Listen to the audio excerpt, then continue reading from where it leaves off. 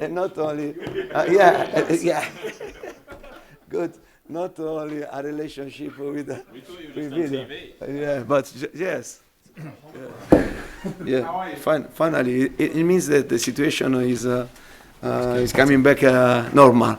Okay, but is important this and yeah. Nice to see you. Yeah. Okay, guys, so good afternoon. We'll start with the live section that's got no embargo, followed by an embargoed section of 10:30 p.m. tonight. As always, no live tweeting in the broadcast section. Could those on Zoom remain on mute for the time being, please? So we'll start with team news from Sky and then ask for one question plus a follow-up to get through as many people as we can in the time available. Jamie Weir, please. Very much, Anthony. Ciao, Antonio. Come stai? Bene, grazie. Can we start off with the team news? Any fresh injury concerns after Saturday night? Ollie Skip, Sergio Reguilon? About Skip and Tanganga, and they are recovering, and they are not ready. They are not still ready, and for the game against Burnley. About Sergio, yesterday in the training session, he wasn't present, and we'll see today. But I think the situation is the same of the last game. But we hope that Skippy, Tanganga and Sergio to recover very soon, because we need all of them. You said after the game on Saturday that at Tottenham you've found maybe the best group of people you've ever coached. Can I just ask you a bit more about that? What sets them apart from other teams that you've coached, and can good people also be winners?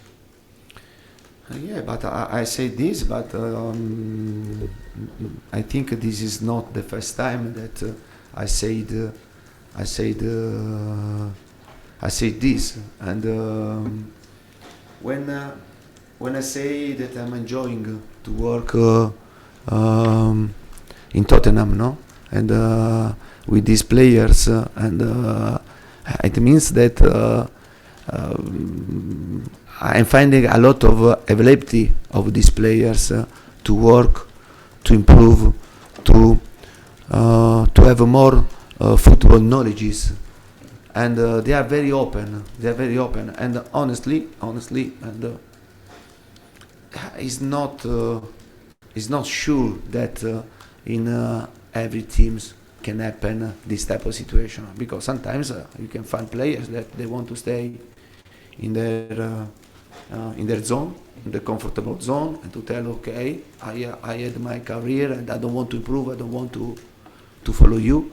Can happen this, and instead, and I have found a group of players with a great availability, with a great will, decide to work, to improve, and for this reason, I said that maybe this is the group of players that I enjoyed more to work with them, and surely there is a lot of space for improvement for our team, and we have many young players, and but to see a good connection between them, and also with my staff, and with my coaching is good, and make me happy because I come to the training ground with a smile, because I know that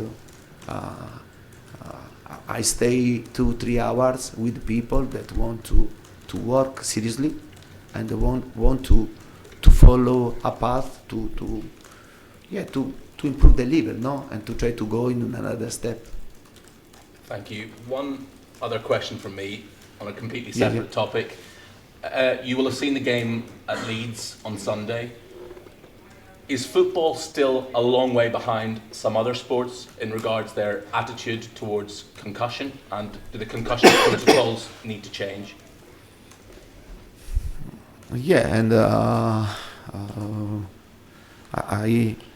I follow this topic about especially injury with the concussion, no? And we have to pay great attention But you know very well that football is a sport of impact, and in the past, also in the present, I remember very well in my career that I had twice two concussion, and during the game, and for sure when happen this type of situation, we have to pay great attention, and we have to stop the game and to go straight with the medical to understand very well the situation.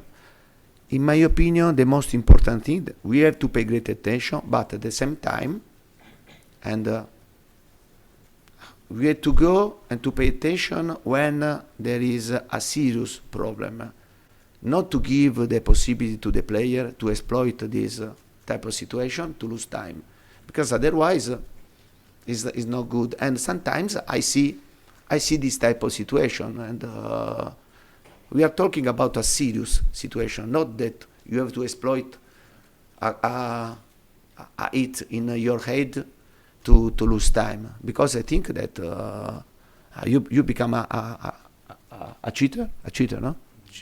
Yes. Prego. Thanks, Jamie. Seb? Sebastian Zanni from PLP. People often say that it's important to have a great keeper and a great striker to perform well. You've got Lloris and Harry Kane. Do you think you'll always have to rely on those two players to be at the top of their form in order to get the best results? Yeah, I remember very well about this question, that there is a sporting director and in Italy that is my friend, and the name is Pantaleo Corvino, that he says, you can make mistake about your wife, but not about the striker and the goalkeepers. You understand? Yeah, and for me it's the best quote that I understood in football, no? And you can make mistake about your wife, but no mistakes about the striker, and then to build a team, yeah. But we are talking about two good players, two important players for us, also the players with more experience, no? Because Harry has a good experience and Hugo has good experience, and I continue to say that to have a competitive team, it's important also to match, no? Experienced player with a young player, because when you have players with experience, the young player can learn a lot about you, and we are lucky because in our team we have these two players that for sure are at the top players. Yeah. Just a question on tomorrow's opponents, Burnley. They managed to beat Brighton 3-0 at the weekend. They've also drawn against the likes of Arsenal and Manchester United. What are you expecting from that team? What are the main strengths of that Burnley side from your point of view? But in my point of view, maybe it's the worst period to play against them, because in the last period they had fantastic result, and they played a good game, and they've drawn 1-1 against United, 0-0 away against Arsenal. They won against Brighton 3-0, and believe me, Brighton is a really good team. They lost only 1-0 against Liverpool, but the game was in balance, and for sure for us it would be a really tough game. We have to know this. It's never easy to play against Burnley, and they have a good manager that is showing in these years that his managing is very, very good, and maybe he could deserve something more. And yeah, I can tell this that I appreciating his job and what he's doing with Burnley. And don't remember that maybe 1 month ago, many people said that Burnley was relegated. Instead, they said, I don't know, but I'm sure that we can save the league also this season, and I think they are doing a fantastic job. Thank you very much. Ian? Hi Antonio. I hope Mrs. Conte isn't watching on Zoom, by the way. Yeah, it's good. How do you get the consistency from your team so that there are more games like Manchester City rather than in the past where Spurs would have gone to somewhere like Burnley and just not showed up, and maybe that happened at home to Wolves? How are you going to get the consistency from Saturday to the end of the season, which would probably see you finish top four? The consistency is fundamental for a team, and it will be very important for us, the game against City, and because with this game, and we have worked very hard with the whole team, with the ball and without the ball, because you can see and you can watch our goals, and the team is involved totally, the team at the same time, and we show the solidity because we defended very well with the whole team. And maybe I think that in the past we lost a bit of this priority, and sometimes we were too confident without the ball to defend only with the 6, 7 players, 5 players, and I think that if we want to have a good result, and at the end of the season to stay there and to see what happened, and we have to continue to be solidity, to work together with the ball and without the ball. And you can see Harry Kane, no? Harry Kane was always linked with the team defensively. At the same time, when we had the ball, he scored not 2 goals, 3 goals. He had another opportunity to score 4 goals. And it means that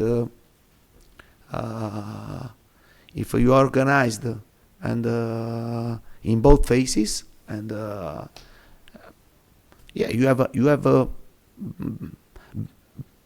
best possibility to win the game, to get 3 points. On a slightly non-footballing matter, but it's all linked. Yeah. We're here today. Things are getting back to normal after the announcement from the government yesterday. Mentally, what does that do for you and your players, the fact that life is getting back to normal, maybe everybody could start to live how they used to, and the restrictions are coming off? In terms of a mentality thing, how does that work regarding yourself as an Italian who maybe wants to go home and see some family or friends in an international break, and your players? Yeah, but I think I hope to understood the question very well, and I think to have a normal situation, okay, and it's good for everybody, because we come back to have a normal life, and in 2 years, 2 years and a half, it was very difficult. It was very difficult for everybody, with many restrictions, and to come here and to have every day a COVID test, sometimes twice, sometimes also 3 times. But at the same time, I think this type of situation cannot give the possibility, also to improve the friendship, and also to stay together, not only on the training ground, but also outside. And I think, like in the life, is good, for everybody to come back to have a normal life, and to enjoy the life, because I think in these 2 years and a half we suffered a lot, and but now, we are happy. We are happy because we are coming back to the normality, and it's good for everybody. Thank you. Ali, please. Hello, Antonio. We saw Harry Kane pick up quite a painful knock to his back towards the end of the game, and after the match we saw him kind of limping around when he was doing his interviews. Is he a doubt at all for tomorrow? No. But Harry, and he had a hit in his back, but he has to play. stop, stop. And also, if he has one leg, I ask him to play. Yeah, he has to play. Sorry, but I think this is about Harry, and I think Harry knows very well the importance that he has in our team and our squad, for his personality, for his experience, and but he's good, and I for sure. Now I'm joking. I don't force a player if he's injured to play. Never. I respect, but only to tell you the importance of this player. And no, he's good, and he's ready. Yeah. Can I just ask you, Ryan Sessegnon, only 21 years old, but he played a very disciplined kind of tactical performance the other day. How important was that for his confidence after having come off only 28 minutes into the Wolves game? But about Sesse. In my vision, and he has all the potentiality to become an important player, because first of all he's young, and he has in front of him a lot of years, of career. He's strong physically, and is fast, has a good engine, resilience, and in my opinion also he has good quality. Sometimes I think that he feel a bit of pressure. You understand?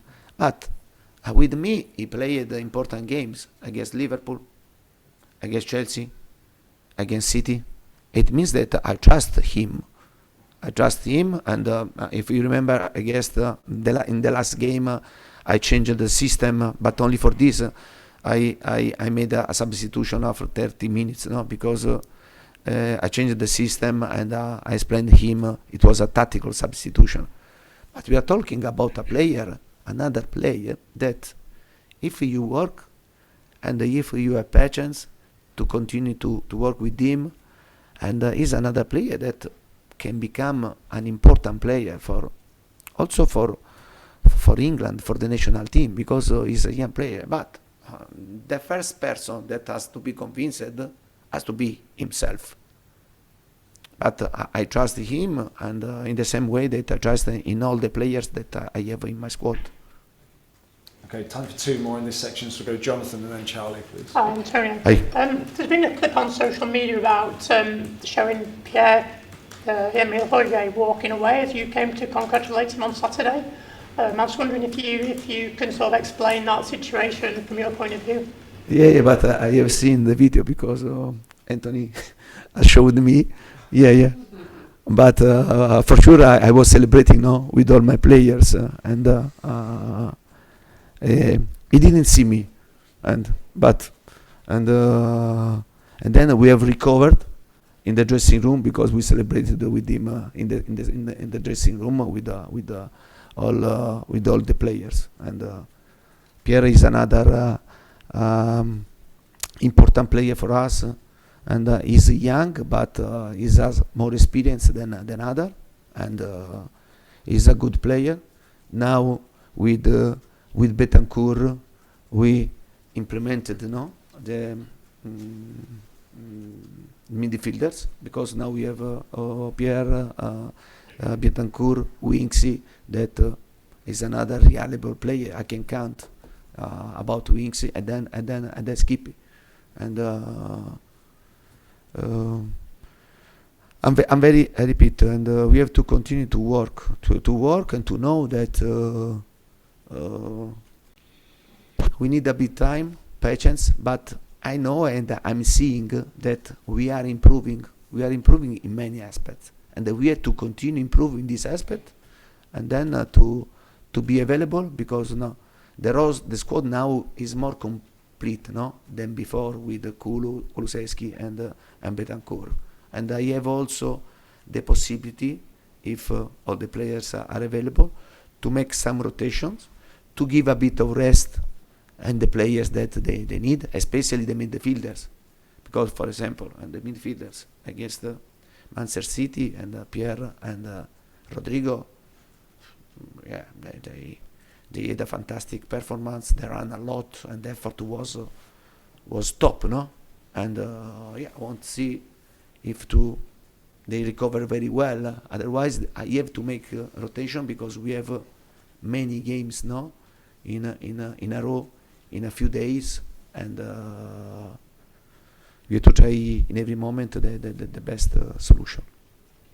Charlie? I wanted to ask, you talked about the importance of having a good striker, and obviously you've got Kane and Son, who equalled the record for creating goals for one another in the Premier League ever. What do you think makes them so special as a partnership?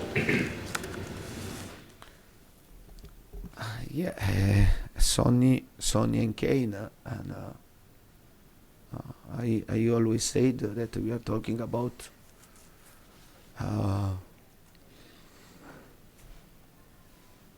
two players very, very good, and an important level. And my expectation when you have this type of player, in these two players, my expectation are higher, no, than others players. And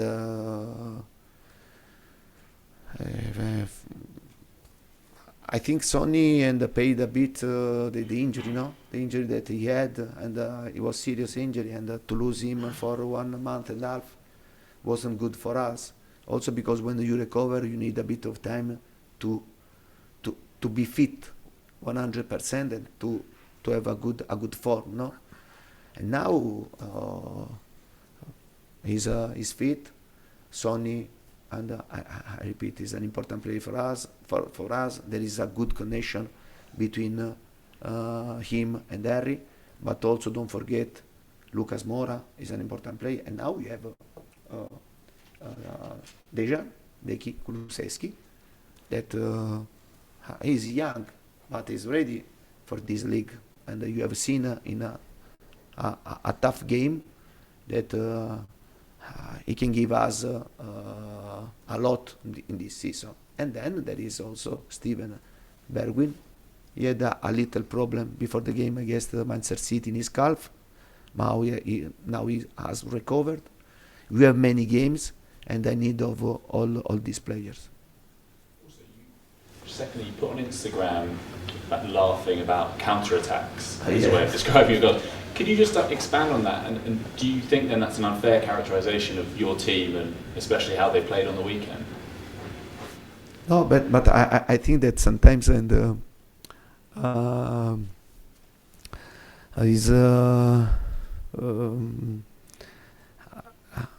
especially you watch the game, no, and you see that there is a lot of space in front of you, and you think that but this is a counter attack.